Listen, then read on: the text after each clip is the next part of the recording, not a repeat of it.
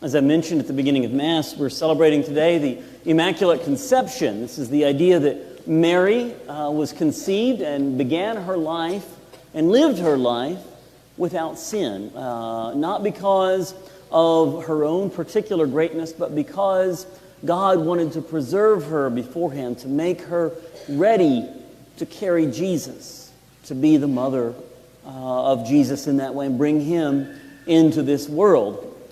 And in that way, we see Mary in her life as the beginning of God's plan to undo and to save us from the fault of our first parents, of what Adam and Eve did. And that's what we heard about in our first reading, is Adam and Eve accepting the devil's temptation, accepting his invitation to sin, and actually eating of the fruit of the forbidden tree, and therefore bringing sin into the world. So we have, in this sense, in our readings, this contrast. The first reading brings sin into the world. The gospel reading is about salvation being brought into the world. And it's interesting to see how Adam and Eve act on the one hand and how Mary acts on the other. Adam and Eve avoid responsibility for the wrong they've done. When the Lord confronts Adam, he says, well, that woman over there, she made me eat it. When he confronts Eve, she said, well, the serpent tricked me into it. They are looking to point to someone else, to shift the blame to someone else, to shift responsibility elsewhere. On the other hand, look at what Mary does. She asks a question. Yes, she's trying to understand the angel's message to her. But ultimately she says, be it done unto me according to your word. Be it done unto me according to your word. Mary is saying, I accept, Lord, whatever you give me. I am glad to be your servant, and I will accept responsibility here.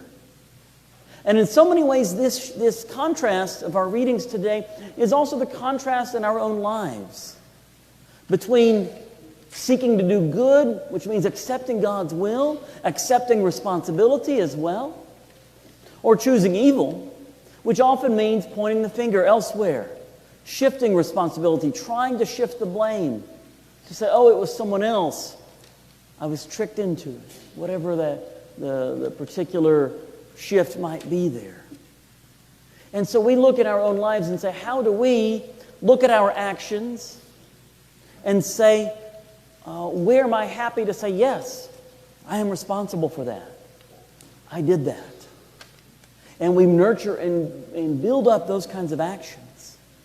But then if we do something and we're thinking about how we are going to shift the blame, how are we going to point to someone else who caused us to do this? Well, maybe that's a moment where we stop and think, okay, if I'm already thinking about who I will blame, who I will point the finger to, maybe this is not something I should be doing.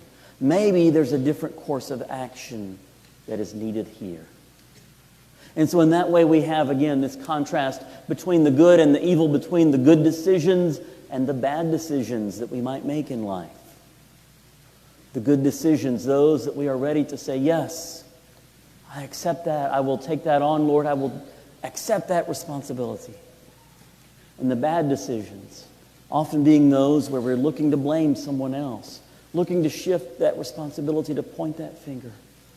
And so before we make those decisions, we can stop and think, okay, how do I avoid this? How do I change the situation so that I don't fall that way, that I don't fall into sin, that I don't make that bad decision, but that instead I cling to God and accept what He offers me?